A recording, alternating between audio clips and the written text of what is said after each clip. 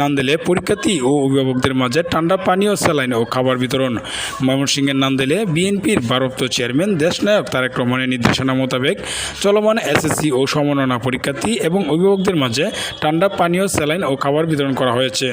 সাবেক brigadier general Shamsul Islam Shams সূর্য ও নান্দেল পৌরসভার সাবেক মেয়র, পৌর বিএনপির সাবেক সভাপতি এএফএম আজিজুল ইসলাম পিকুলের সার্বিক তত্ত্বাবধানে বৃহস্পতিবার নান্দেল চণ্ডীবাসা সরকারি উচ্চ বিদ্যালয় পরীক্ষা কেন্দ্রের পরীক্ষার্থী সহ অভিভাবকদের মাঝে উক্ত বিতরণ কর্মসূচি অনুষ্ঠিত হয়। পরীক্ষার্থীদের সাথে আসা অভিভাবকদের জন্য কেন্দ্রের বাইরে বসার সুব্যবস্থার পাশাপাশি খাবার বিতরণ করা হয়। এতে পরীক্ষার্থী ও তাদের অভিভাবক উক্ত কর্মসূচিকে সাধুবাদ জানান।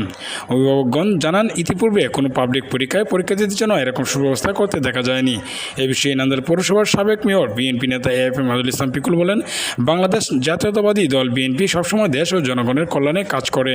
তাই পরীক্ষার্থীদের কথা ভেবে দেশনায়ক তারেক রহমানের নির্দেশনা অনুযায়ী গ্রহণ করা হয়েছে। এছাড়া বিএনপি সবসময় মানুষের ঝুঁকে দুঃখে পাশে ছিল, আছে এবং ভবিষ্যতে থাকবে। উক্ত বিতরণ কর্মসূচি বাস্তবায়নে বাংলাদেশ জাতীয়তাবাদী নান্দেল উপজেলা, পৌর ও কলেজ শাখার দলীয় নেতৃবৃন্দ উপস্থিত ছিলেন।